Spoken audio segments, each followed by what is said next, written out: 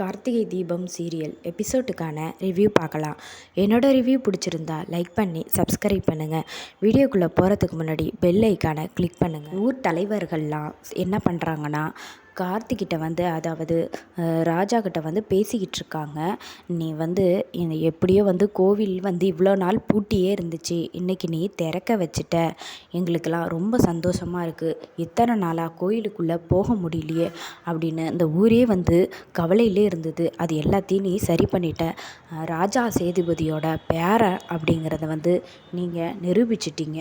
இனிமேல் இந்த ஊருக்கு எல்லாமே நல்லதாக தான் நடக்கும். கொடுத்த வாக்குப்படி ராஜராஜன் குடும்பத்தையே கூட்டிகிட்டு வந்துட்டீங்க, கோயிலையும் திறக்க வச்சிட்டிங்க.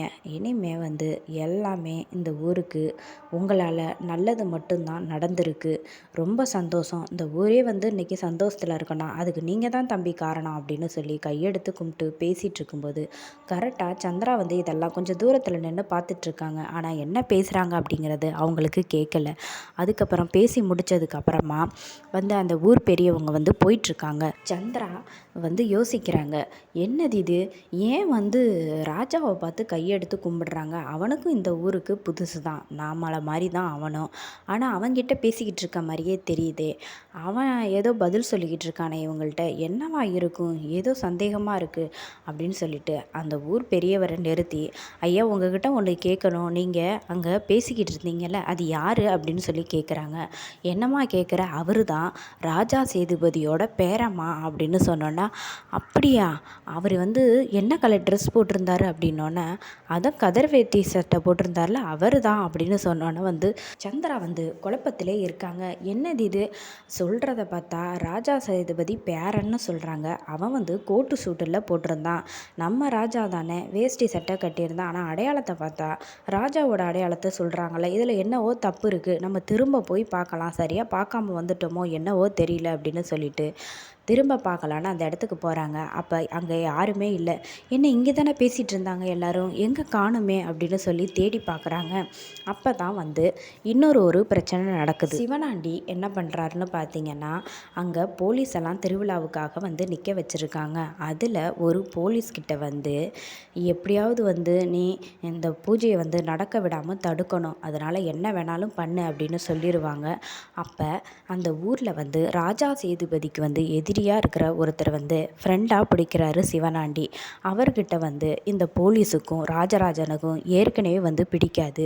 அதனால் இந்த போலீஸுக்கிட்ட நம்ம சொல்லிவிட்டோம், தூண்டி விட்டோம்னு வச்சிங்களேன், அவரே வந்து ராஜராஜன்ட்ட ஏதாவது பேச கோவப்படுத்த டென்ஷன் ஆகி ஏதாவது பண்ணுவார். அப்போ அவரை பிடிச்சி உள்ளே போட்டுடலாம் அப்படிங்கிற மாதிரி ஐடியா பண்ணி அதே போலயே ராஜராஜன் தனியாக நின்றுட்டு இருக்கும்போது கரெக்டாக அந்த போலீஸு அந்த இடத்துக்கு போகிறாரு.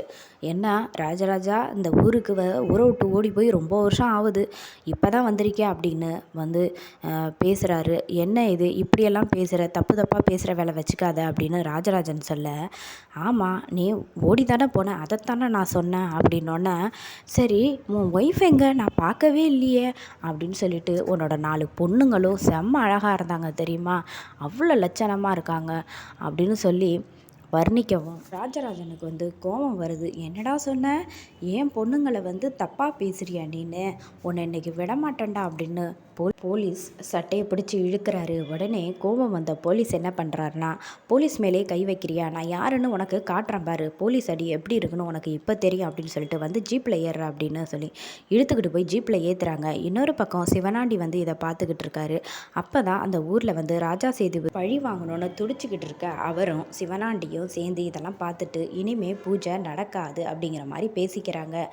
அதுக்கப்புறம் எங்கே அப்பாவை காணோம் அப்படின்னு சொல்லி எல்லாரும் வந்து ரேவதி எல்லாம் வந்து தேடுறாங்க. இன்னொரு பக்கம் சாமுண்டீஸ்வரியும் எங்கே அவரை காணுமே, இங்கே தானே இருந்தார் அப்படிங்கிற மாதிரி எல்லாருமே தேடுறாங்க. ஆனால் எங்கே தேடியும் கிடைக்கல.